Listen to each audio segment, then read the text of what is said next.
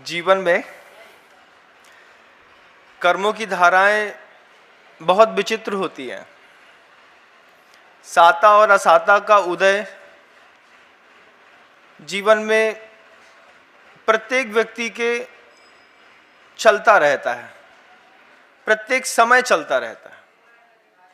प्रत्येक समय साता उदय में चलती है, प्रत्येक समय असाता उदय में चलती रहती है। घर के अंदर बैठे रहते हैं अपन लोग तो कुछ पता नहीं चलता, क्योंकि घर में प्रायः करके एक समय में एक आध व्यक्ति ही बीमार मिलता है। किसी को सर्दी जुकाम हो गया, बुखार हो गया, कहीं कुछ हो गया तो घर के लोग संभाल लेते हैं। लेकिन जब आप साधु बन करके बाहर बैठते हैं तब आपको साता साता इतनी दिखाई देती है, कुछ मत पूछो। भोपाल का एक प्रसंग मुझे याद आता है। गुरुदेव रक्षाबंधन के आसपास अपने कक्ष में विराजमान थे कि एक पिता और पुत्र दोनों एक साथ तीन तीन श्रीफल लेकर के आचार्य जी के कमरे के बाहर खड़े थे।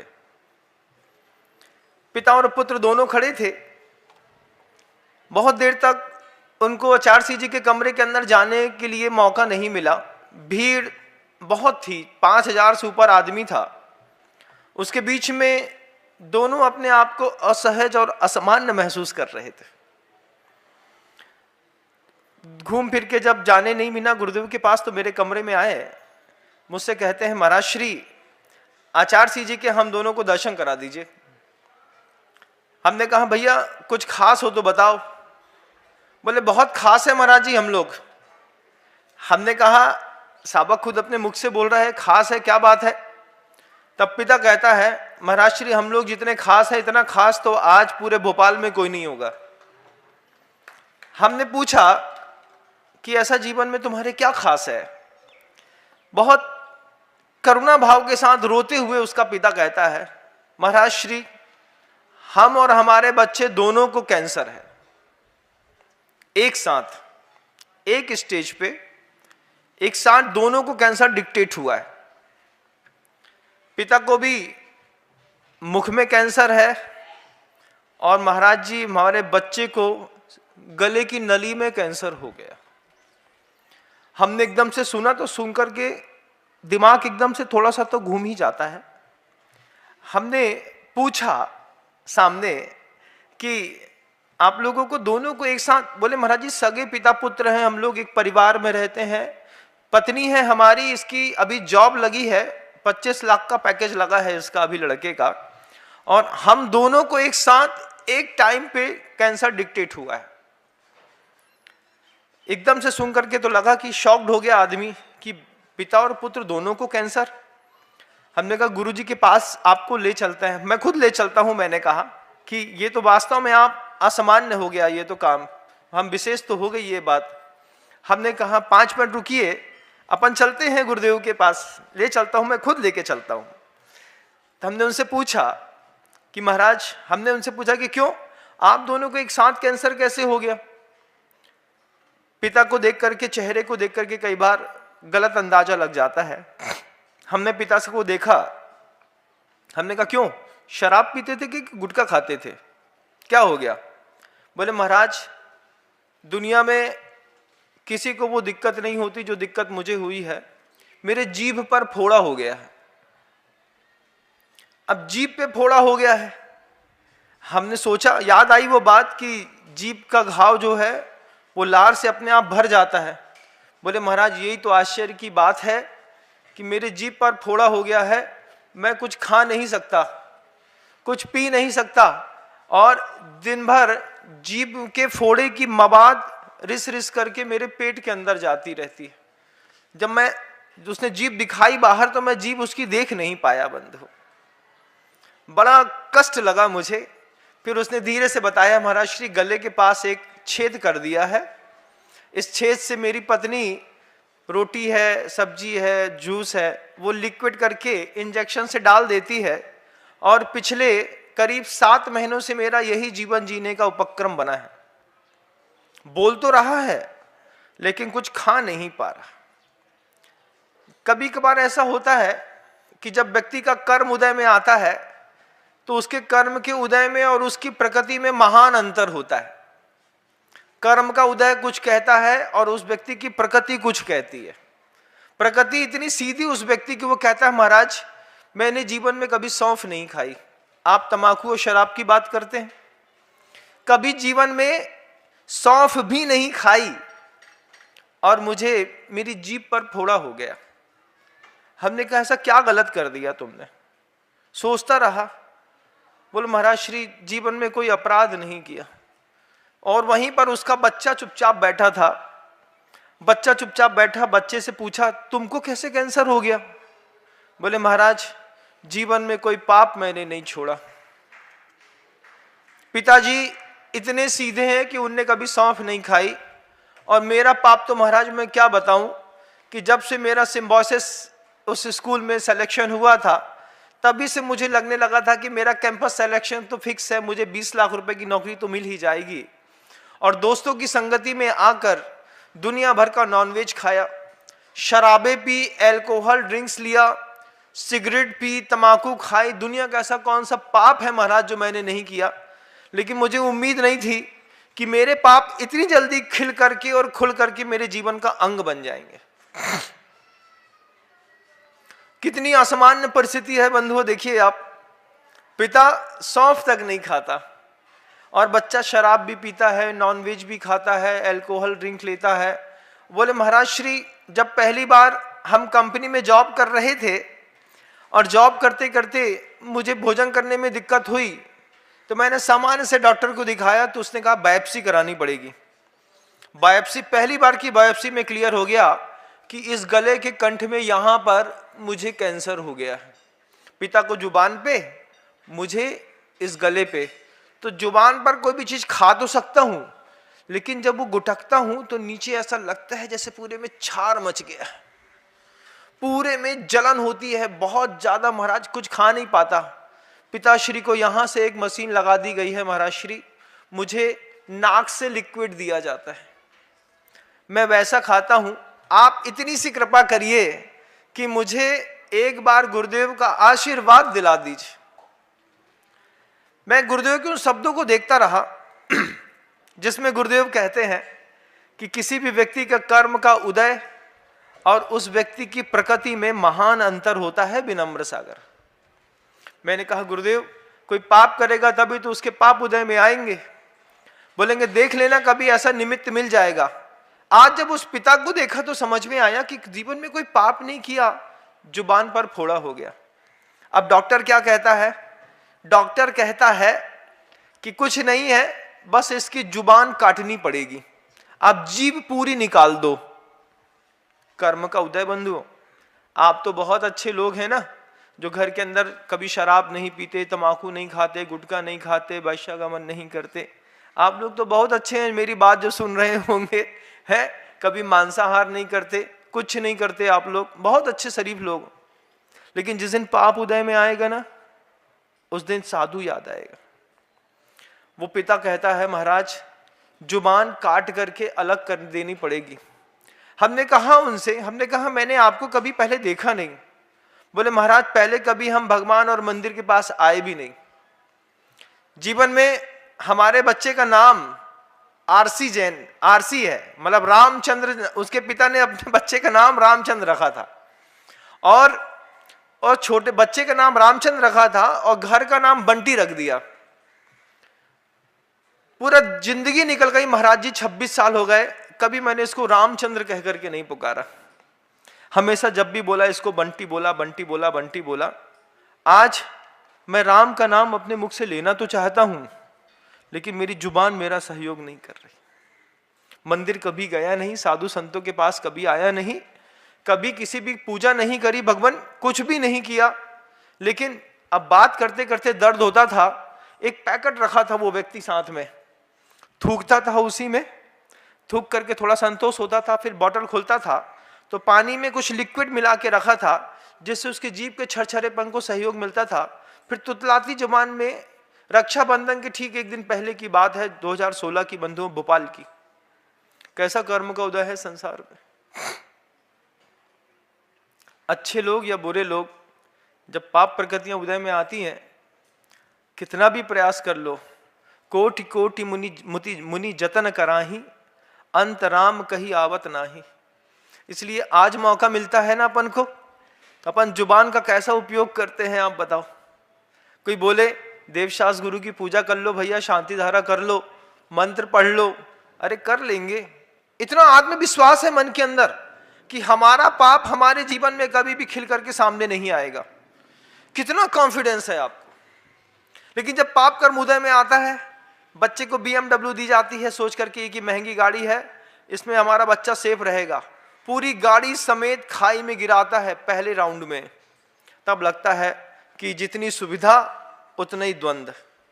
मुनि श्री संभव सागर जी महाराज कहते थे, भैया जितनी सुविधा उतना ही द्वंद्व, जितनी सुविधाओं में जाते जाओगे उतना ही द्वंद्वमय जीवन आपका धीरे धीरे धीरे धीरे बनता चला जाएगा। अब उस पिता की पूरी करुण कहानी सुन ली। पिता ने कहा महर्षि मैंने जीवन में कोई पाप नहीं किया, लेकिन धर्म भी नहीं किया महर्षि। अब आप एक बार निवेदन है, कहीं ऐसा ना हो कि जुबान कटे, उसके बाद मैं अपने मुख से एक बार गुरुदेव का नाम भी ना ले पाऊं। उसके पहले मैं आचार्य जी के चरणों में एक बार श्रीफल चढ़ा करके नमोस्तु बोल करके और एक बार गुरुदेव की पूजन करके और फिर मैं वहां पर अपने जीव के इलाज के लिए जाऊंगा। क्योंकि मैं जानता हूं कि आज अगर मेरी गुरुदेव से बात नहीं हुई तो आज के बाद जुबान से कभी मैं गुरुदेव का नाम भी नहीं ले पाऊंगा। सुन करके शरीर का एक एक रोम खड़ा हो गया बंधु। यथार्थ घटना है इस संसार की, एक एक रोम खड़ा हो गया, कांप गया मैं उसका हाथ पकड़ करके गुरुदेव के पास लेकर के गया। गुरुदेव अपने कक्ष में भीड़ से बचने के लिए एकांत में बैठे थे। मैं बिल्कुल शांत बैठे थे गुरुदेव, स्ट्रिक्ट, आवाज बहुत तेज तेज आ रही थी। मैंने जाकर के बैठ करके विनीत भाव से नमोस्तु कहा गुरुदेव। आचार्य जी ने आंख खोली और इशारे से पूछते हैं, दो लोग बहुत दुखी हैं, आप उनको अपना आशीर्वाद दे दीजिए। दोबारा पता नहीं वो आपके दर्शन कर भी पाए कि नहीं कर पाए। जब मैंने गुरुदेव से करुणा के साथ बोला, गुरुदेव इशारे करके बोलते हैं अंदर ले आओ। अंदर ले आया, अंदर ला करके पिता पुत्र दोनों को रखा, दोनों श्रीफल चढ़ाते साथ ही रोने लगे। आचार्य जी जैसे वो झुके तो हमसे पूछते हैं क्या हो गया। उनसे कैसे पूछे क्या हो गया, तो हमसे पूछते हैं गुरुदेव क्या हो गया। मैंने कहा आचार्य जी बड़ी करुण व्यथा है, आपने एक दिन कहा था कि किसी भी व्यक्ति के कर्म के उदय और प्रकृति दोनों अलग अलग होती हैं। किसी के कर्म के उदय में उसको उसकी प्रकृति मत मान लेना। वैश्य का धंधा करने वाली लड़की को देख करके उसकी प्रकृति से वैश्य मत मान लेना। हो सकता है कोई मजबूरी हो कि वैश्य का कर्म करती है। चोरी करने वाले व्यक्ति को देख करके उसकी कर्म की प्रकृति को देख करके कभी उसको चोर मत मान लेना। हो सकता है मजबूरी में चोरी करने गया हो। हिंसा करने वाले को देख करके कभी उसको हिंसक मत मान लेना। हमेशा उसमें एक बदलाव की उम्मीद जरूर रखना। पूज्य गुरुदेव हमेशा ऐसे संबोधनों से हम लोगों को चेतना को झंकृत करते। मैंने गुरुदेव से कहा कि गुरुदेव ये वृद्ध है, 50 साल की उम्र होने को आई है इनकी, इनके मुख में कैंसर हो गया है जुबान पर, और सबसे बड़ी बात तो है कि पूरी जबान काटनी पड़ेगी, दोबारा ये कभी किसी का नाम भी नहीं ले पाएंगे। इनका बहुत भाव था कि आपकी एक बार दर्शन कर लें, आपका नाम ले ले, जयकारा लगा ले, आपकी एक बार पूजन कर लें। जैसे गुरुदेव ने उनको आशीर्वाद दिया और आचार्य जी ने सिर्फ एक ही बात कही कि जुबान में कैंसर हो गया है, रात्रि में 4 प्रकार के आहार का त्याग कर दो। कैंसर 3rd स्टेज का था बंधुओं, धीरे धीरे गले के अंदर फैल रहा था। उसका कुछ समय बाद तो ऑपरेशन हो गया, लेकिन जिस दिन उसने गुरुदेव के दर्शन किए उस दिन कहा कि आचार्य जी जितनी राशि मेरे पिता और मेरे बच्चे के इलाज में लगेगी उतनी राशि सबसे पहले मैं आपके चरणों में दान देना चाहता हूं। 30 लाख रुपए एक मुश्त उसने दान दिया सबसे पहले। कि सबसे पहले मैं क्या करूं महाराज। बोले इतना पैसा कमाया मैंने लेकिन कभी इच्छा नहीं हुई दान देने की, लेकिन आज प्रतिकूल परिस्थिति आई है, सोचता था कि मुझे मेरा शरीर खराब होगा तो मेरा बच्चा संभाल लेगा, लेकिन महाराज उसको भी कैंसर हो गया। पुण्यात्मा के घर के अंदर कब आदमी पाप करने का भाव बना ले पता नहीं चलता। हम गरीब की संतान थे, गरीब की संतान थे, एक एक रुपए बचा बचा करके एम्पायर खड़ा किया, पैसा बड़ा किया महाराज, कभी कोई पाप नहीं किया, लेकिन पता नहीं किस जन्म का पाप जबान पे खिल करके आया। जुबान पे ऐसा फोड़ा हो गया है, मिटने का नाम नहीं लेता। आचार्य से बोलते इस बच्चे को भी हो गया, ये तो बहुत गोरा और अच्छा दिखता है। महाराज 25 लाख की नौकरी लगी इसकी इसी साल, लेकिन चांदी की चम्मच लेकर के घर के अंदर पैदा हुआ था। घर के अंदर हर सुविधा मिली महाराज इसको। सुविधा का ये परिणाम निकला कि किसी भी बात को ना मानते हुए हमारे बच्चे ने 7 व्यसन पिछले 3 साल से लगातार किए हैं। आज पूरी आंतें खराब हो गई, नलियां पूरी खराब हो गई हैं। मुझे तो ऐसा लगता है कहीं ऐसा ना हो कि मैं बच जाऊं तो मेरी जबान चली जाए और मेरा बच्चा जिंदगी की जंग ही हार जाए। महाराज दोनों को आशीर्वाद दीजिए। आप लोगों के जीवन में ऐसी कोई घटना नहीं घटी, इसलिए इस घटना को सुनकर के हो सकता है आपके हृदय के अंदर स्पंदन भी ना हो रहा हो, लेकिन जिसके घर के अंदर घटना घटी थी, उस घटी घटना का वह करुण दृश्य जब मुझे आज भी स्मृति में आता है, मैं कांप जाता हूं। और फिर भगवान से पूछा, गुरुदेव से ही पूछा कि गुरुदेव, इस व्यवहारिक जीवन में गृहस्थ जो रहता है, इस व्यवहारिक जीवन में गृहस्थ की साधना का मार्ग क्या है, क्या व्यवस्था है उसकी कि व्यवहारिक जीवन जीने में जो परेशानियां होती हैं उस परेशानियों से हम बच सके। बच्चा कुछ नहीं बोल पाया। मेरा और गुरु का संवाद हुआ, वो लोग बैठे रहे। उसने जैसे ही बोला, गुरुदेव मैं 30 लाख रुपए सबसे पहले नकद लेकर के आया हूं, पत्नी बाहर खड़ी है, आप बोलो तो मैं उसको अंदर बुला देता हूं। पत्नी रोते रोते सामने आई, बोले महाराज पैसे की कोई कमी नहीं है, बस ये चाहते हैं कि अपने शरीर में कोई औषधि लगे, इससे पहले देवशास्त्र गुरु के प्रति कुछ श्रद्धा समर्पित कर सकें। मैं आप सबसे कहना चाहता हूं, अगर आपके घर के अंदर रोग हो गए हैं, बड़ा बड़ा इलाज कराना चाहते हो, तो निश्चित करो कि 100% इलाज कराने के बाद 25% इलाज का जो खर्च हुआ है वो देवशास्त्र गुरु की वैयवृत्ति और सेवा में दान करेंगे। 1 लाख रुपए अपने पिता की इलाज में खर्चा किए तो 25,000 रुपए उठा करके आचार्य जी के चरणों के पास भेज दो। भगवान मेरा इलाज तो तब सिद्ध होगा तब मैं इस इलाज की राशि तो कम से कम 25% दान में दे सकूं। गुरुदेव से पूछा मार्ग क्या है। गुरुदेव कहते हैं, उस बच्चे को देख करके कहते हैं, घर में तुमको बड़ों की मदद करनी थी, तुम बड़ों की मदद नहीं कर पाए। आप, गुरुदेव छोटे से भी व्यक्ति से आप कह करके बात करते हैं। हाँ महाराज, बोल रहा था लड़का साफ सुथरी आवाज में, बड़ों की मदद करना क्या है। आचार्य जी बोलते हैं, अगर पिता के कहे अनुसार और अनुकूल चले होते तो बड़े की मदद भी होती और आज ये दिन नहीं देखना पड़ता। आप सबसे भी कहना चाहते हैं कि मां जिनवाड़ी के अनुकूल चलिए। मां जिनवाड़ी आपसे, आपके बाप से, दोनों से थोड़ी बड़ी है, वो बहुत बड़ी है। वो कहती है कि जैन कुल में आकर के 7 व्यसन नहीं करना है, तो शिक्षा लीजिए इस बात की कि 7 व्यसन नहीं करना है। क्यों? क्योंकि बड़ों के अनुकूल चलोगे तो जीवन में संभव है कोई दोष और दुख ना आए, नहीं तो पल पल में दुख खड़ा है, पल पल में। अभी ये जो दाढ़ी बनाते समय जो ये यहाँ पे ब्लेड से छिल गए थे, यहाँ एक फुड़िया हो गई थी ना, ये फुड़िया की बायोप्सी करा के देखना, इसमें कैंसर निकलेगा। ये जो ठंडा पीते पीते एकदम से गला जाम हो गया, अब पता चलेगा कि आंतों में लीवर का कैंसर हो गया। बहुत देर तक दूसरों को घूर घूर कर देखते थे, पता नहीं चला महाराज कब मोबाइल से रात में 2 बजे तक टीवी मोबाइल में देखा करते थे, आंख में रेटिना का कैंसर हो गया। गलत बात बोलते थे, इस कारण जुबान में फोड़ा हो गया। बंधु, क्या आश्चर्य है सृष्टि का, सौंदर्य क्या है, आश्चर्य और दुख तो है। आचार्य जी ने कहा उस बच्चे को, बोले सोचो, जब यह जीव भोग भूमि के भोग भोग करके भी संतुष्ट नहीं हुआ तो इस दुखमा काल के सड़े हुए भोग भोग करके कोई खाक संतुष्ट होगा। 3 साल से तुम लगातार दुनिया भर के पाप कर रहे हो।